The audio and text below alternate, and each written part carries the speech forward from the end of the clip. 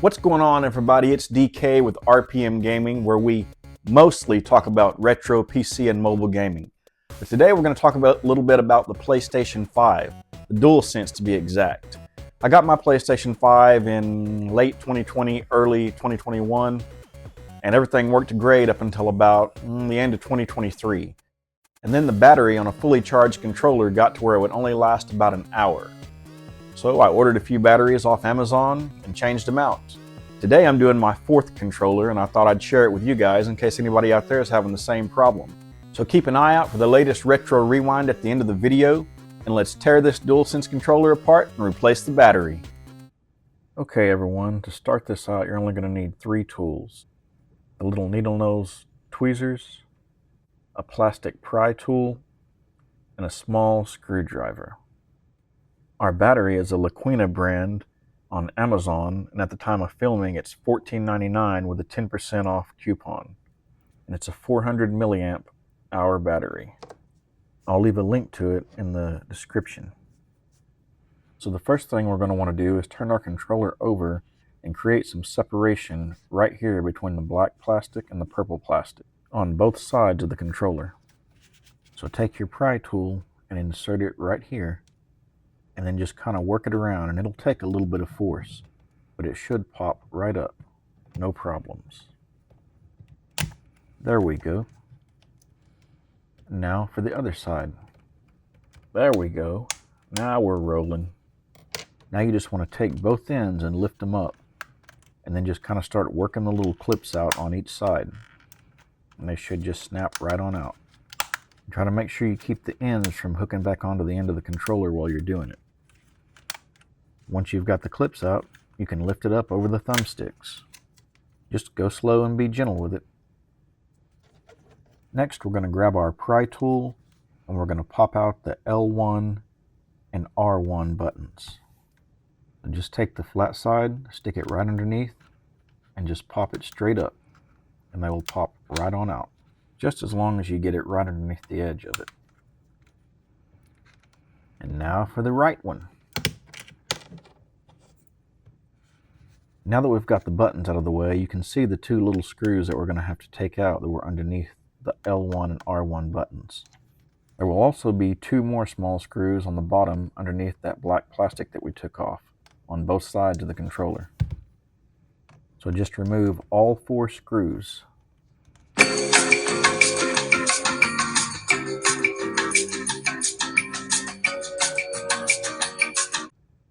Now that we've got all 4 screws out, it's back to the pry tool again.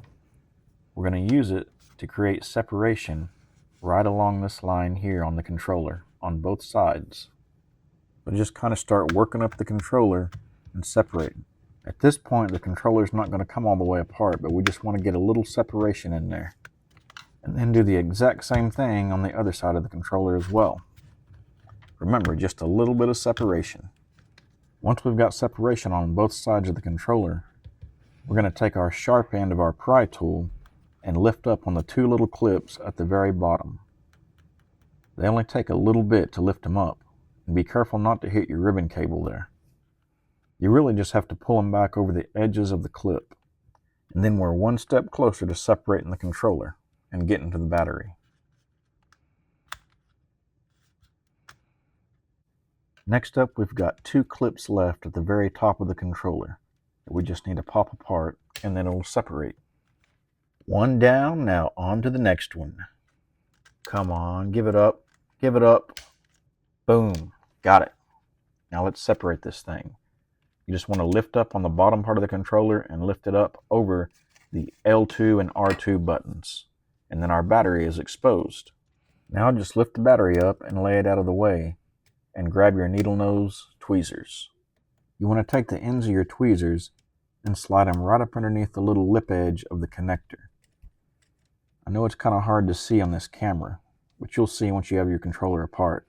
And then you just want to gently work the connector upward to create separation. Be careful not to pull any of the wires out.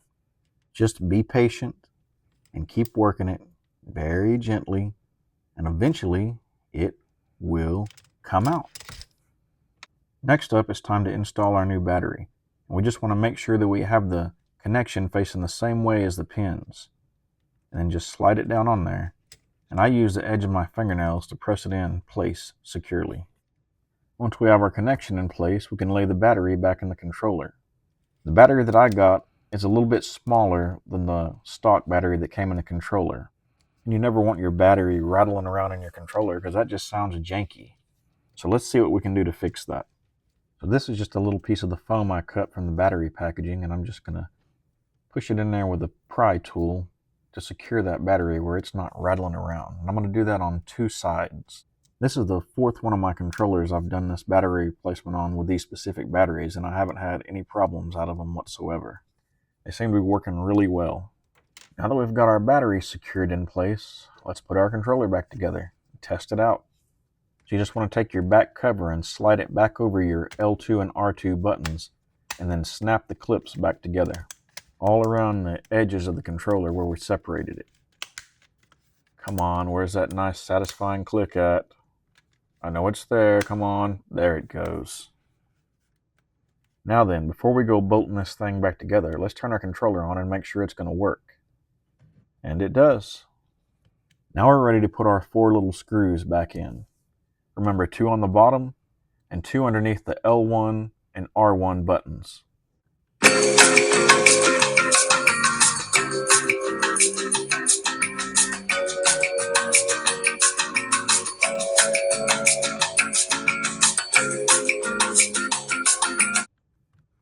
Next up, we just want to line up our L1 and R1 buttons and snap those back into place. Also, don't forget to snap the little clips back into place on the bottom of the controller. And now here comes the tricky part, getting this black plastic piece back into place exactly right. The trick is to slide the 2 top pieces of the little plastic piece that look like horns just under the edge of the plastic right beside the square button and the right side of the D-pad. And then it will snap right into place. You just gotta have patience with it and go slow and easy. And now our new battery is installed and our controller is all back together. You can see right here on the top of the controller the 2 little plastic pieces. They're not buried underneath the light bar, but they're flush with it, and they're underneath the plastic pieces by the square button and the right side of the D-pad. All of our buttons feel fine, no sticking anywhere, and the controller power is on. I think we're good to go. Latest Retro Rewind! The latest Retro Rewind is Final Lap Twin, coming to us from all the way back in July of 1990 on the TurboGrafx 16. The game was developed by Nova and published by Namco and is the spin-off to the 1987 arcade game Final Lap. The game is kind of a rare breed. It is a racing RPG. The game has 2 main modes, the usual racing mode, which is of course single player or multiplayer, and then the story mode. In the latter of the 2 modes, you take on the role of a young boy who has the desire to fill the shoes of his racing champion father.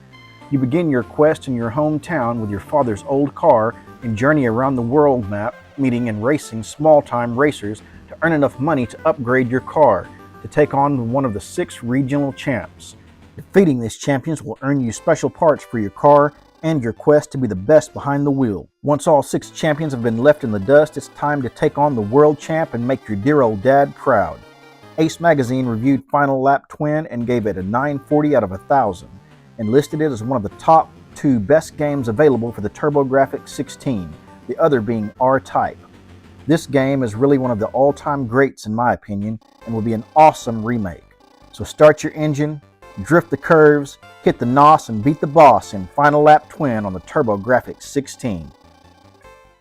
Alright everybody, that is it for today's video. We got it put back together and it's working great. Let me know your thoughts in the comments, and if you found this video helpful, leave a like and a subscribe, and I'll leave a link in the description to the batteries I used. And don't forget to check out the last video on the Galileo G8 Plus from GameSir. We'll see you next time on RPM Gaming.